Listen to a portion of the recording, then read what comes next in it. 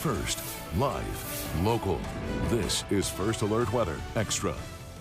Hey, good evening and welcome to First Alert Weather Extra, the only weather show in Portland each weekday evening. I'm Chief Meteorologist Mark Nelson here at KPTV, joined by Payton Major, hello, also meteorologist here at KPTV. Payton, it's kind of exciting because we actually have some pretty significant weather to talk about tonight. We do. It's active. We love this show right now, I think, because, you know, newscasts are limited. We only have 30 minutes to an hour to tell you about all the things, but now we can just ramble on. Yeah, so tonight we got, I would say, now you can disagree, we can debate this, but I think we have kind of three things to talk about here. One is we're going to get right to the wind, kind of an odd windy setup for tonight. I think some of you are going to have power outages in the middle of the night, okay? Payton's going to cover that. Payton's also going to cover, at least for now, to start, light Cascade snow. That may not be the case after a few days. And then I will cover the heavy rain coming up on Thursday. We have a First Alert Weather Day coming up on Thursday, so I'll be back in a second, but let's go to Payton first because you're going to cover tonight and records, all that stuff. I'm also going to check in with the Weather Service. I put in a little note on our Slack to see what the official high was today. Yeah, it's still going to be 60. Yeah, well, we're waiting. I'll check. It may be 60, maybe 61, but yeah, we've been checking out 5-minute observations. It's been kind of back and forth. But either way, 60 is our record high for today in 1974, so we've at least tied it. Maybe even broke it if we get to 61. That's, by the way, our 4th 60-degree day in December. That never happens. Here's our number of 60-degree December days dating back to 2014. Our record is 4 from 1980. So it has been, give or take, 40, 45 years since that's happened. Pretty crazy. It's still 60, Payton. Still 60 so That's far. the official. Wow, okay, so it looks like we just tied the record for today. And lows, we are pretty certain we broke it. 52 in Portland is the lowest temperature so far today. I don't think we're going to get much lower than that before midnight, and therefore we've shattered a record, I think from 1999, and it was 48 degrees. Okay, radar. Obviously, it's getting a little wetter out there. We gave you the first alert a couple days ago that we knew most of the daytime would be dry, but as soon as the evening rolled around, we'd start to see some more steady showers. Portland's mostly dry at this hour, but we are still seeing some showers in the foothills and then heading up through the coast and coast range. I'll show you the next 12 hours in high resolution, and obviously we're starting to see those pockets of heavier rain, but one thing I want you to really pay attention to is that line that's stretching kind of down the coastline on the left side of your screen. Watch as that crosses over. That is a front. And this front is strong. It's a very sharp front. So that just means we're expecting not only some heavy rain, but also some real strong west wind on the back end of it. And again, this is overnight. I mean, we're still in the very early hours of Wednesday, most likely while you're asleep. But we just want you to get that heads up that, hey, this front's going to probably cause some gusty winds and also a very fast cool down. Okay, right, I'm going to play this. This is going to be fun. 59 at 8 p.m. Whew, there's all the cold air. All of a sudden, we drop into the 40s. I don't think we're going to get out of the 40s tomorrow. It's going to be a cooler day, probably by 5 or 10 degrees compared to our 60s that we've had. And then wind gusts. So, yeah, there's that purple line you're seeing off the coastline. That's the same west wind that we're watching. Very quickly moves inland. We could easily see a gust, I think, between the time frame of midnight to 1 or 2 a.m., around 35 to 45 miles per hour. And that's just in the metro. The coast could see some stronger gusts. That's going to travel even into the Cascades. And tomorrow's not going to be as breezy of a day, but that's just kind of the overnight event that we're talking about. So the National Weather Service agrees with us. We have a high wind warning through tomorrow morning. I think it ends at 6 a.m. And those gusts could be up to 60 miles per hour. They said up to 55 inland. This also includes the Willamette Valley. So possible power outages. Why we have this fun graphic we love to use when we have a power outage risk.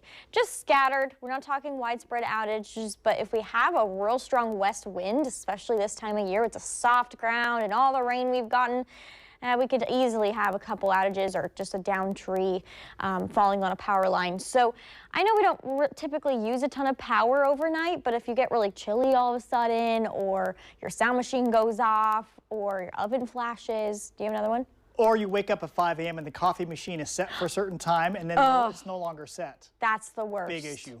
That is the worst. Your alarm clock might turn off. Okay, guys, have a plan B. because we may lose power overnight. Zone forecast for Wednesday. I'm going to go over the rain timing for Wednesday in just a second, but I first want to kind of go over zone by zone what we're expecting. Showers and sun, good mix tomorrow. Basically just on and off rain. It's going to be like a light switch all throughout the day and much cooler. Check out those highs in the valleys. I mean, 50 degrees, and today we got 60. Kelso in the 40s, Portland probably staying in the upper 40s, again with that mix of sun and showers.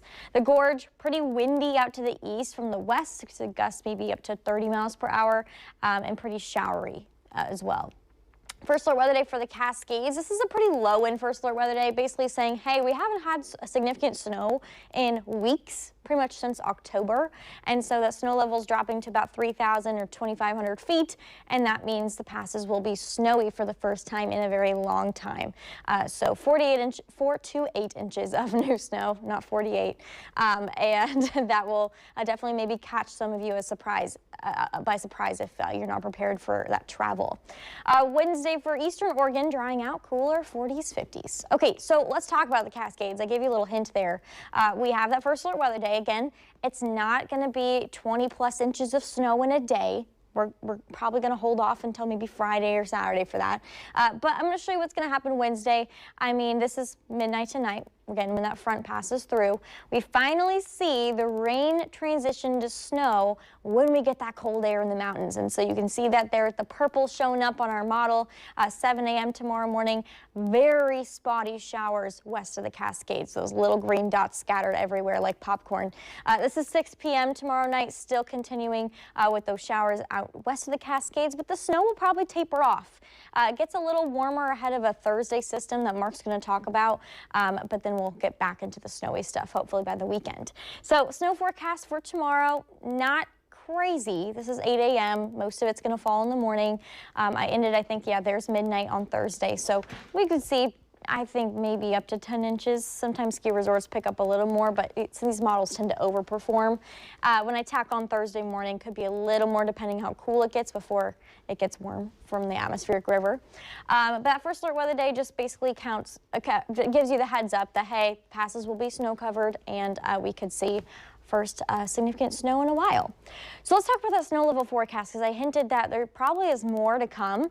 And this is exciting for ski resorts or skiers who are anxiously awaiting the resorts to open, because a lot of them, actually all of them are closed. We just don't have any snow.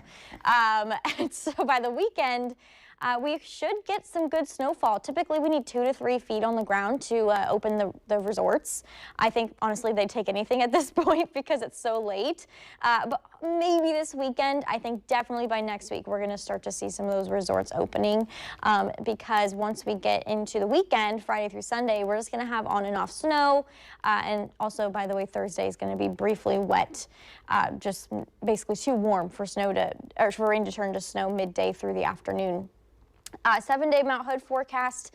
It's exciting to see snow across the bottom there. We only usually have had maybe 1 or 2 days with measurable snow, just even since October. But yeah, 7-day snow forecast, 20 to 40 inches. It's pretty nice. And the snowiest days, probably Friday will be a very significant one. And then we'll just see on and off really light snow totals Saturday through next Tuesday. Great news. I love to see the 20s too, Mark. I think this is just exciting for anybody, because you're quite a change. Because usually we'll get a cold day and we'll get maybe just a teeny bit of snow, and then just gets warm and it melts it all. So yeah, that's been the story all through November and the first half of December. Yeah. So I'm glad it's not going to melt. Hopefully we'll stick around for a little while. Yeah. And then down here in the lowlands, yeah, I know you covered it, but I just think the thing this evening, that cold front that comes in around, the models have been amazingly consistent, showing midnight to 2 a.m. Maybe around 1. When we get a west wind, you mentioned it too, that's an unusual wind direction for us. If we actually get gusts 40 to 45 from the west, that's going to down a lot of trees. Our trees are not used to that. It's southerly wind. Okay. And I've seen that happen in the past. It's maybe once every other year we see something like what is forecast for this evening, and it has produced a lot of power outages. So we will see. Might only be in certain areas too. Yeah, that's true. But the point is, should be meteorologists, just as weather geeks, I think it's pretty interesting. We don't usually have such a sharp cold front with such a sharp pressure rise. Yes, like and temperature drops. Just yeah, and the temperature dropped 10 degrees. That was pretty. Did you show? I walked away to check that high temperature. Did you show that temperature graph? I did. Oh, that was so cool. Because it shows the colors. We love the colors. Yeah, I'm going to look at that later. All right, so we ready to jump into Thursday, our first alert weather day that day? Let's do it. Let's do it. Okay, so we're going to call Thursday First Alert Weather Day. There is a flood watch up. It's been up since yesterday from the National Weather Service. They always throw these big flood watches up to kind of cover a large area, saying, okay, there could be flooding in this area, but it depends on where that atmospheric river lines up. And this is a moderate to strong atmospheric river coming up. We think, in general, the bulk of this event is going to be like this. Like Portland's on the northern edge of it, okay, like this. I'm really thinking Salem, Albany, and Eugene, whew, going to really get nailed this time, I think. So here's the forecast. Again, Payton covered this. You covered tomorrow, didn't you? You just scattered showers, a shower or two. We wake up Thursday morning. It's raining. We got the snow in the Cascades Payton has talked about. Now, Thursday morning, notice it's light rain. That's our big toy delivery day, by the way. All the toys are coming to KPTV tomorrow, and then they get distributed to all the 130 or so, 140 organizations on Thursday. So I've already prepared the folks like me that are going out there midday to help load the toys up to the different vehicles. Our hair is going to get wet. That's pretty clear cut. Because look how the yellow suddenly appears midday, and boy, it is really, that Thursday evening commute I think is going to be really messy. A lot of rain here. Also notice, as Payton mentioned, goes to all rain in the Cascades. The blue disappears. Thursday, 4 p.m. Notice we're at the edge. Astoria barely gets rain later in the day Thursday. It's from Portland to the south, and then that front slowly moves to the south as we get, by the time we get to Friday morning, the rain is just about to end in Eugene. It is pretty much done here. We're back to scattered showers Friday morning. Friday is not a first alert weather day for us. We will deal with the leftover effects, probably some slides and some high creeks, some flooding low spots, and also we'll see if we get some river flooding here on Friday. But then notice it's changed back to snow in the Cascades. That's that nice stumping Thursday night into Friday morning. So that's why I think Eugene is really under the gun this time around. Friday, the rest of Friday, it's off and on showers. So again, this is, let's see, is this our graph model? Yes, it is. This is the forecast rain ending. Let's get a little closer here. This is ending tomorrow evening. So this says tonight and tomorrow's rain, ½ inch or so here in the valleys. But what do we get beyond that?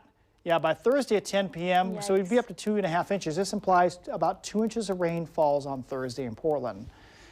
This also implies maybe 3 to 3½ inches of rain falls in Eugene on Thursday and Thursday night. That is some flooding rain. So I could see some flooding across the central and south valley, in this case, central coast as well.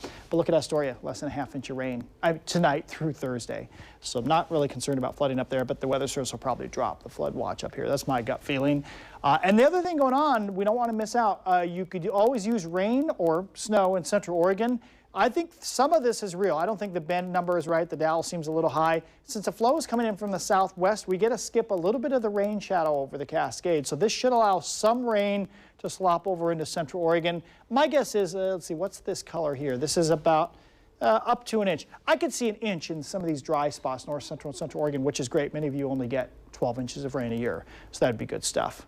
All right, and that is ending Friday morning. Whew, that is wet. Over 5 inches of rain in Eugene. This is the Euro. Let's see how it matches up. This is the midday model that just came out about 3 p.m. So that's through when the precipitation first starts, so less than an inch most likely. And this is by Thursday at 6 p.m. And then by Friday, this would be Friday, but it's just scattered showers by the time we get to Friday night. But this says about the same in Portland. Yeah, same totals. Payton, those are about the same, aren't they? Very consistent. 3, 4, 5 inches. So they're pretty close, saying bulk of the rain's going to hit down there. It's got more up at Astoria. And the wind gusts, we already covered this for tonight and tomorrow, but I wanted to cover, do we get strong wind with this big atmospheric river on Thursday? Not really. In fact, it's easterly through much of the day in the metro area. That's Thursday, 11 a.m., still easterly in Portland, kind of quiet, but you see the south wind punching through the Cascade foothills in Salem and the coastline. Not high winds, it's breezy though. And then, yeah, Portland never really gets into a strong south wind on Thursday. It's easterly, and then once the heavier rain shifts to the south Thursday evening, the wind goes quiet up here, and the south wind is down to the south. So that's the plan for the wind. I don't see a big windstorm of any sort coming with this big rain on Thursday. I have no idea why I have the satellite picture in here, Payton, other than it's just a beautiful thing, is it not? It's pretty. My front's behind. The front should be about here now. Boy, it's getting closer. It's going so fast. Yeah. Okay, big picture, jet stream. This just shows the flow at 18,000 feet. In general, the jet stream's kind of right over us right now. The problem over the last many weeks with the warm weather, the jet stream has been over us or to the north. We haven't had it move to the south where California gets rain, and then we're in the cooler air masses for the mountain snow.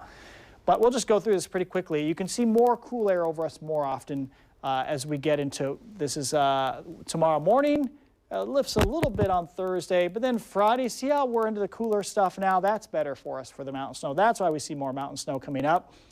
Trough digging offshore Sunday, so more moisture coming up at us from the southwest, but notice we're in the blues more often, the lower heights. This model tends to be one of the colder ones.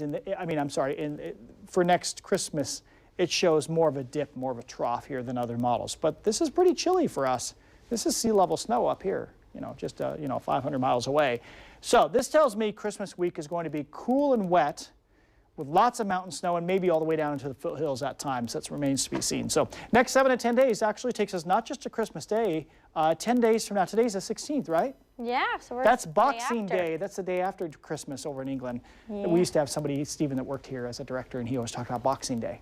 All right, so lowland snow, I think it's unlikely. I don't see snow below 1,000 feet. Notice I say below 1,000 feet. I mean, the pattern next week could produce snow in the foothills at times. So it'll be close. It's definitely chillier stuff. None of our forecast models show any sort of Arctic blast. In fact, very mild across most of the USA. All right, this is through Christmas Day. Windstorm, gust of 50. Well, we're close, obviously, tonight. It'll be breezy again on Thursday. What about next week? Yeah, I bet some area of low pressure is going to spin up and give us similar wind speeds, maybe gust 30 to 40 at some point next week. As for the flooding, yes, we see some of that in spots, especially south of Portland coming up here, and we'll watch our local rivers as well. The Weather Service is watching for us, is watching in the metro area. Clackamas River pretty closely, Johnson Creek, Sandy River, Pudding River, and maybe the Molalla River for flooding maybe late Thursday or Friday. Some river forecast models are showing that Clackamas coming up into moderate flood stage. All depends on exactly how much rain we get on Thursday. So there's your 7-day forecast. We didn't talk football yet, did we, Payton? No, let's talk football. Yeah, Saturday, we've got that game coming up down at Autzen Stadium. Now this is Saturday, it's just a few light showers. There's going to be a lot of water around in Eugene, that's for sure. James Madison is coming to town. Showers are likely. It's a 4:30, pretty much a night game. Starts just before as the sun is setting. Temperatures will be in the 40s, scattered showers on Saturday. And again, hopefully no significant flooding in Eugene. That would be on Friday. It will die down on Friday and Saturday. The Willamette River is going to be very high, though, down there. Is there anything else I wanted to cover here? I think I got everything I wanted to cover. You covered tomorrow. I covered the heavy rain Thursday. I think we've done everything, Payton. I think we have. Oh, the winter solstice.